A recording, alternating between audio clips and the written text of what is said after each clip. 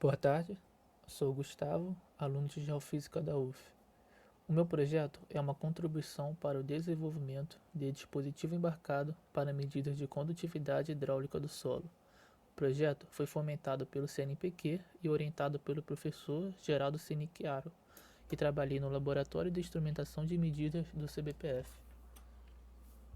O nosso projeto é um estudo para automação da medida de condutividade hidráulica através de eletrônica embarcada, utilizando a medida de vazão em um modelo hidráulico simplificado. A apresentação começa introduzindo o tema e abordando a fundamentação teórica do projeto. Em seguida, vamos falar sobre a metodologia. Neste caso, utilizamos 3 formas de medir vazão e depois vamos discutir os resultados. O que motivou o nosso estudo foi a demanda por medida de condutividade hidráulica in situ. Aplicações dessa medida envolvem a agronomia, como por exemplo a otimização de irrigações. Além disso, há aplicações em defesa civil e meio ambiente. Anteriormente ao projeto, um artigo de automação do permeâmetro de Guelph utilizando sensores de pressão foi publicado em uma revista com fator de impacto alto por autores do Laboratório de Instrumentação de Medidas, e hoje há em andamento uma patente de colaboração técnica com a Embrapa. Esse fato mostra o potencial de impacto dessa área de estudo. Aqui temos o infiltrômetro de anel, um instrumento de medida manual da condutividade hidráulica do solo. O método consiste em 2 anéis fincados concentricamente no chão. O anel externo tem como finalidade garantir que a água que infiltra a partir do anel interno tenha direção predominantemente vertical. Dessa forma, podemos evitar uma superestimativa da taxa de infiltração. A medida da condutividade hidráulica do solo é feita a olho nu a partir da observação da variação da lâmina d'água em uma régua localizada no anel interno. Essa forma de adquirir dados é propícia a erros. Ao longo do tempo, os poros, que são esparsos entre os sedimentos, são preenchidos pela água originada do infiltrômetro. Dessa forma, a velocidade de infiltração decresce em função do umedecimento do solo. Quando o solo satura, a velocidade de infiltração fica aproximadamente constante. Diante desse contexto, a condutividade hidráulica do solo é uma propriedade que expressa o quão rápido um fluido pode mover através do sedimento e depende das propriedades do solo, como por exemplo a porosidade e o arranjo dos grãos. No caso do infiltrômetro de anel, a condutividade hidráulica saturada é a razão entre a infiltração e o tempo que demora para infiltrar, isso na condição de fluxo constante. Então, fizemos em laboratório um modelo simplificado do infiltrômetro de anel. Para isso, utilizamos um recipiente cilíndrico. Em vez da água infiltrar no solo, ela jorra por um orifício na lateral. A variação da altura da lâmina d'água é proporcional à variação do volume, que é proporcional à vazão. Aqui podemos ver a equação de Bernoulli. Ela descreve o comportamento de um fluido ideal utilizando o princípio da conservação de energia. A vazão é o produto da área transversal do cilindro com a velocidade vertical da lâmina d'água, ou o produto da área do orifício com a velocidade de saída da água.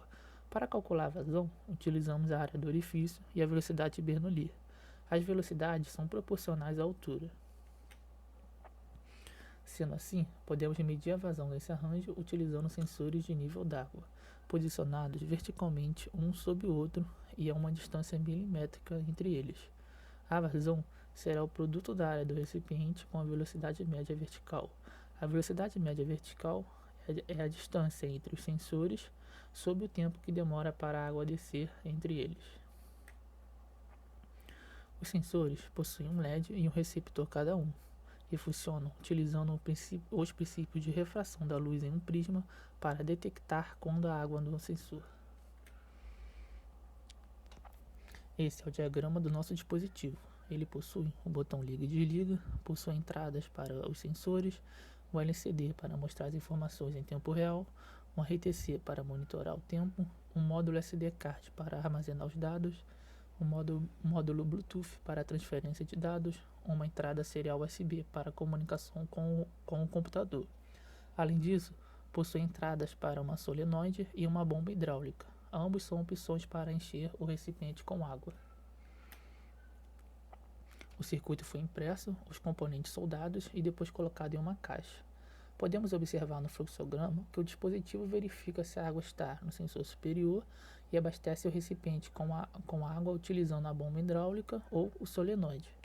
O programa verifica novamente para garantir que a água não ultrapassou o sensor superior e começa a medir o tempo de descida da água.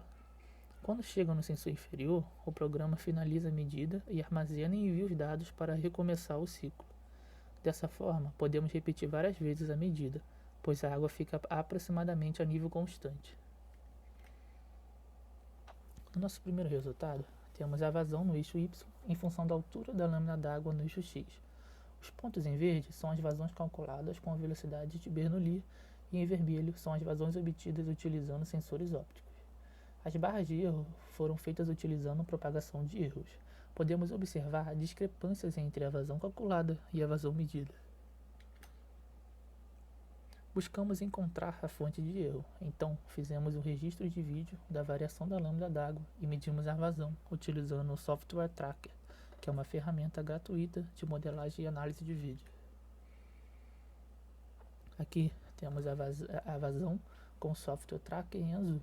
Constatamos que as vazões obtidas digitalmente e as obtidas utilizando sensores são aproximadamente concordantes entre si, mas os dois métodos divergem da vazão calculada. A vazão calculada depende da área do orifício, então utilizamos uma segunda forma de medir a área. Tirei uma fotografia do orifício com uma régua do lado e calculei a área utilizando pixels através do software ImageJ. É um software de domínio aberto destinado a processamento de imagem. Aqui podemos observar o resultado da correção da área.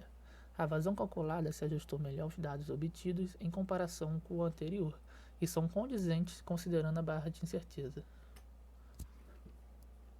Para a calibração dos sensores ópticos, incluímos um novo método que funciona com o recipiente em cima de uma balança eletrônica, de modo que a variação da massa é proporcional ao volume que jorra do recipiente. Dessa forma, medimos a vazão. Podemos observar que a vazão utilizando sensores ópticos é proporcionalmente linear à vazão com variação da massa. O nosso ajuste linear teve uma correlação de aproximadamente 1. Isso valida o nosso método com sensor óptico. As nossas conclusões são que conseguimos montar um arranjo experimental para medidas de vazão, implementamos 3 métodos de medida para a comparação dos resultados, um método que utiliza a variação de nível por sensores ópticos, um método que utiliza a variação de nível por digitalização de imagem e um terceiro que utiliza a variação da massa. Identificamos as fontes de erro e desenvolvemos métodos para corrigi-las.